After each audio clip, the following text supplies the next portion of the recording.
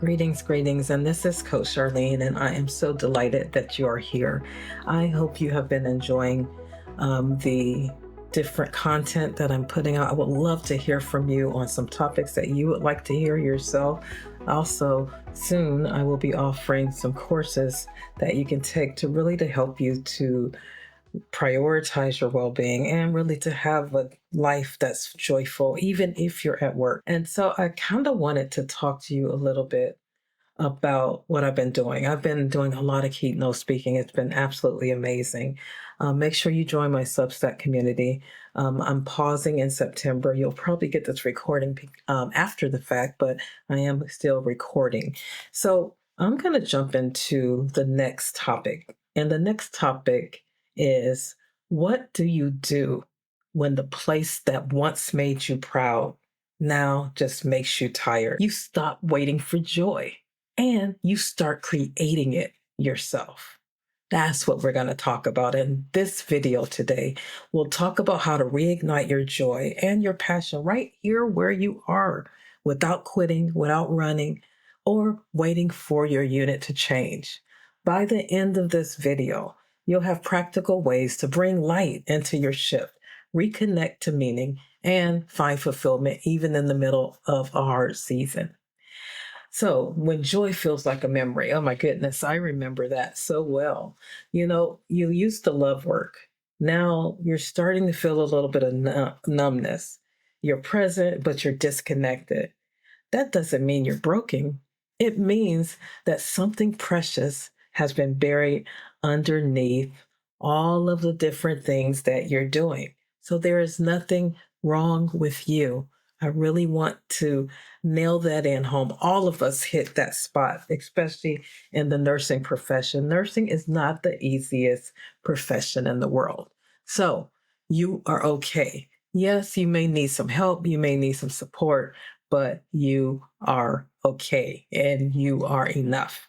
I wanted to establish that first and foremost. I know you remember the joy that you had when you first joined the profession. It was there. It's literally just buried beneath all of the day-to-day demands that you have on you. You used to love this work.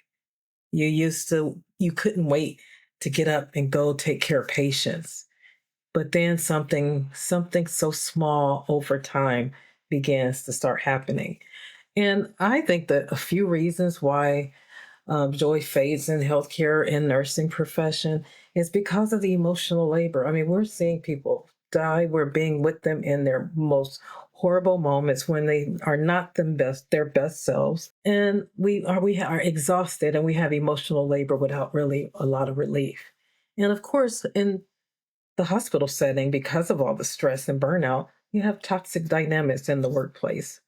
And there's lack of recognitions a lot of time because everybody's like grinding and doing their thing, and high expectations, but absolutely low support, and losing sight of your wins in the daily grind. You do have wins. You just have to be able to see it.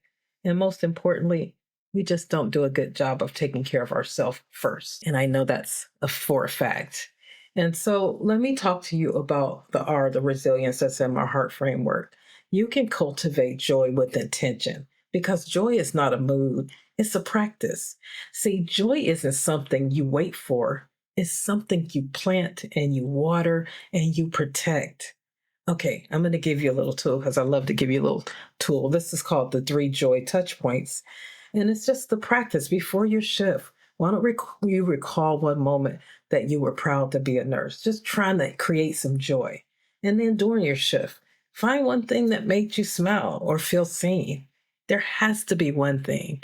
And then after your shift, name one life that you touched. And I bet you can talk about many, even if they didn't say thank you.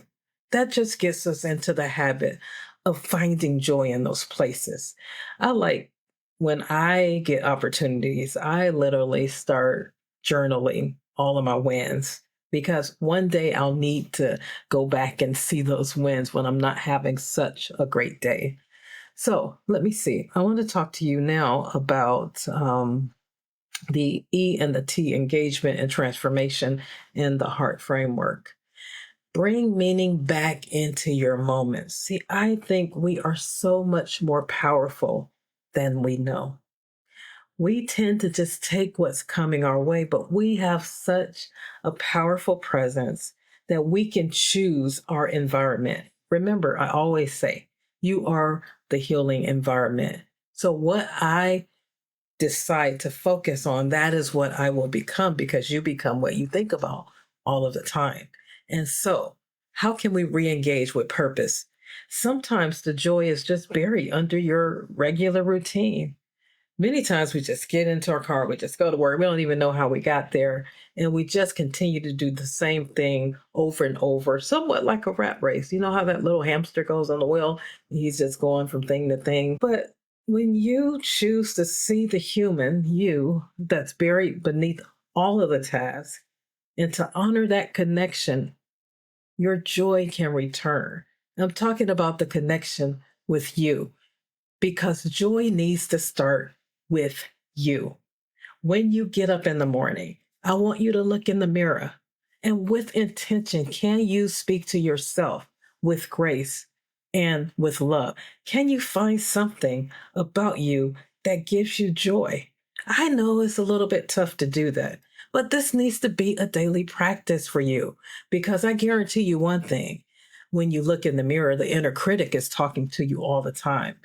And that inner critic is telling you who you're not and causing you to compare yourself with someone else so you can feel less than, giving you many reasons not to be kind to yourself.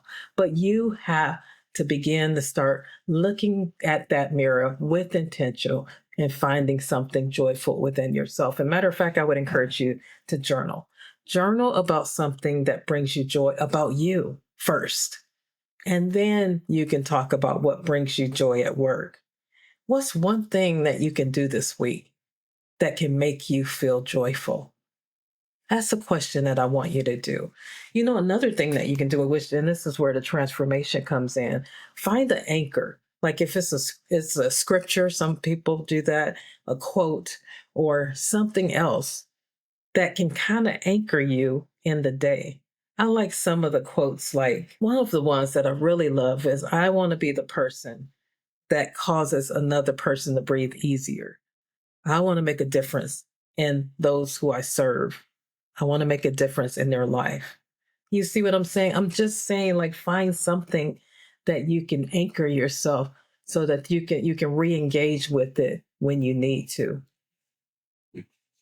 I know it's a lot of work, but it's so important work because you got to do the self work first. The self work is critical. If you are not pouring into yourself, then who's pouring into you? Okay, it's fine. If you have someone that's pouring into you, speaking life into you, then that's great. But if you don't, I want you to start really giving yourself permission to bring joy back into your own heart. What's one thing that you can do this week that will make you feel more like you, returning back to yourself? That's a question for you.